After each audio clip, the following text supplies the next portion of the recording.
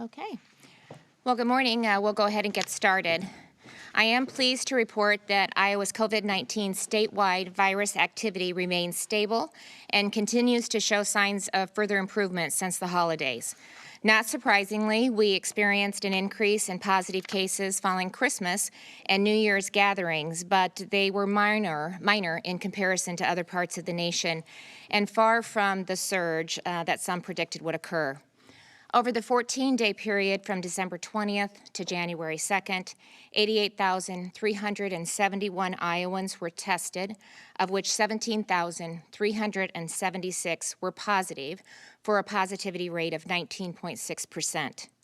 From January 3rd to the 16th, testing increased significantly, with 55,000 more Iowans being tested during the previous 2 weeks, but the statewide positivity rate dropped several points to 13.1%. Currently, Iowa's 14-day rolling average is 11.2%, and our 7-day average is 8.4%. The number of Iowans hospitalized with COVID-19 has steadily decreased over the last few weeks. Statewide, we have 474 individuals who are currently hospitalized. 86 are in ICUs. 74% of those hospitalized are older adults aged 60 to over 80. As long as the virus remains active in our communities, we'll continue to see our case numbers and our positivity rate ebb and flow, but this is not cause for an alarm. This type of regular fluctuation is to be expected, and it's normal of any virus, but especially for a new virus that only a small percentage of the population is currently immune to. Our goal continues to be keeping virus activity at a level we can manage during the course of our daily lives, and I think we're demonstrating that we can do that. As vaccines continue to roll across the nation and our state over the coming months, we're all happy to, see life hopefully begin to return to normal. With vaccines, I know that many Iowans are eager to be vaccinated and simply want to know when it will be their turn. Today, I want to provide some additional context and clarity on that topic so that Iowans can feel more assured about when and how vaccines will be administered across the state and why it is really necessary to prioritize and to pace the rollout.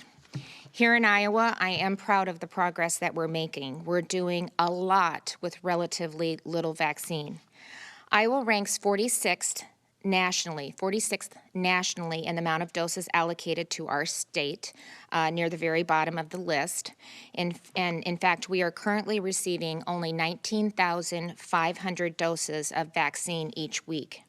However, when it comes to administering those doses, we're near the top of the list, ranking 15th in the country. As soon as our weekly vaccine allocation is received, it's going out the door and into the arms of Iowans across the state. According to our latest numbers that were updated just this morning, we've now received more than 160,000 first doses of vaccine and have administered more than 106,000 of them primarily to Iowa's healthcare workforce. As of yesterday, 82% of the total first doses that we've been allocated by the federal government has been used to protect those who've been providing care for Iowans since the beginning of the pandemic.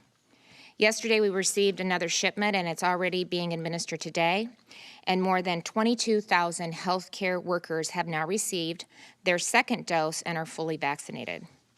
Unfortunately, like many other states, the vaccination program run by the federal government and our national pharmacy partners for residents and staff of the state's nearly 450 long-term care facilities has been slower than anticipated.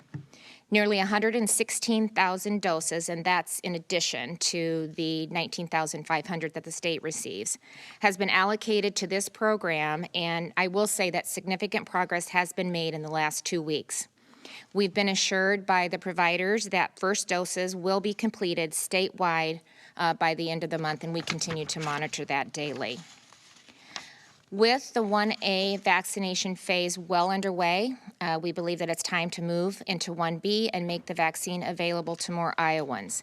So this is good news, and it's an important step forward, but I want to be very clear This does not mean that we can open vaccination up to all Iowans, or even that vaccine will be immediately available to all of the groups that have been prioritized in Phase 1B. The national vaccine supply remains limited. Each state is being allocated a weekly amount. And despite conflicting information that's been communicated over the last couple of weeks, states cannot place orders for additional vaccines. Our allocation is determined and distributed at the federal level, and we rely on the numbers that they provide to plan our response and our approach. We anticipate that our weekly allocation could begin to increase starting the week of February 1st and each week following. But as I mentioned earlier, I want to just be clear that Iowa today is only receiving 19,500 doses a week. The Trump administration did project that our weekly statewide allocation would increase to 39,000 doses by the week of February 8th and could continue to increase by another 10,000 doses each consecutive week through March 1st. But, that could now change as plans are introduced by the Biden administration, and we are working with the administration to see what that looks like and how we can plan accordingly. But allocations are always subject to change and demand for the vaccine, and demand for the vaccine will be much greater than the supply for some time.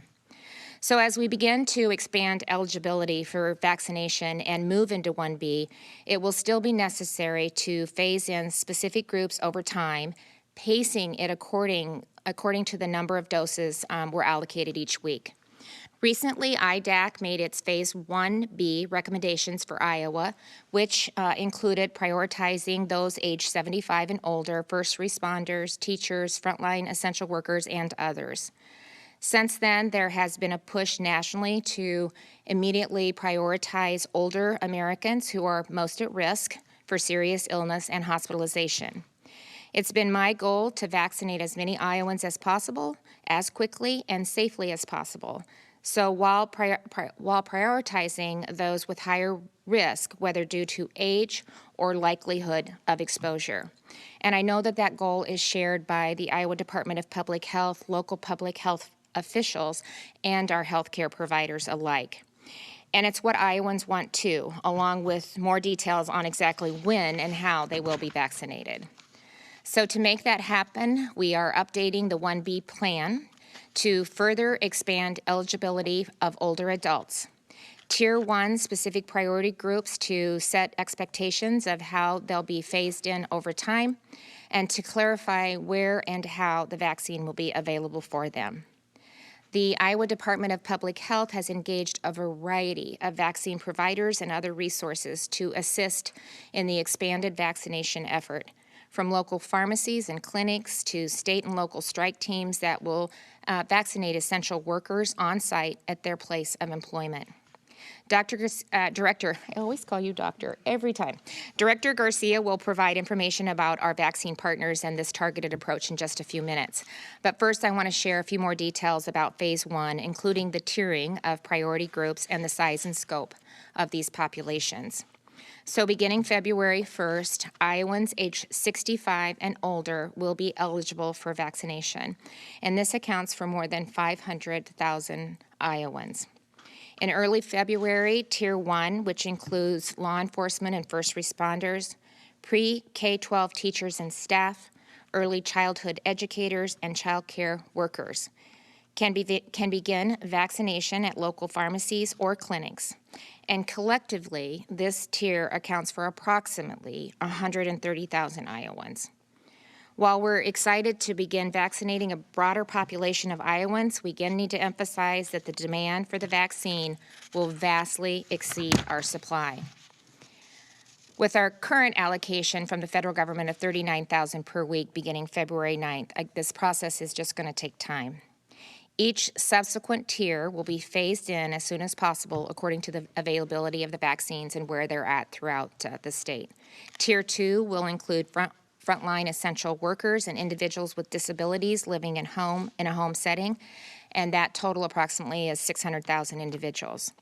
Tier 3 includes staff and individuals in congregate settings and also government officials and staff at the state capitol. And together, those groups consist of nearly approximately 13,000 individuals.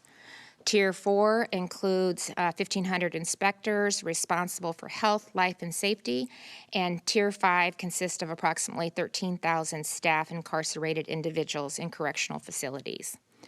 So you can see that this is no small undertaking, and it cannot emphasize enough that Iowans will need to be patient. Vaccines are coming, and there's good news on the horizon, but it's just going to take some time.